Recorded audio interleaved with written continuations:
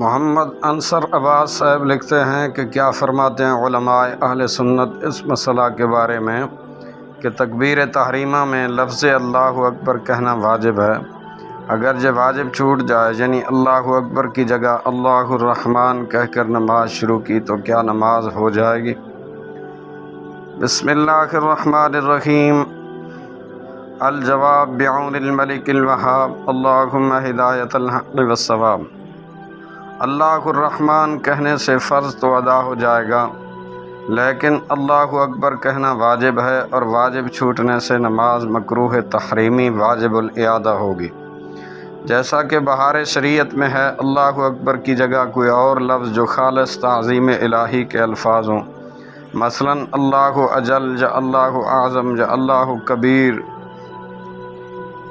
یا اللہ الہ یا لا الہ الا اللہ یا سبحان اللہ یا الحمدللہ یا لا الہ غیرہ یا تبارک اللہ وغیرہ الفاظ تعظیمی کہے تو ان سے بھی ابتدا ہو جائے گی، مگر یہ تبدیلی مکروہ تحریمی ہے۔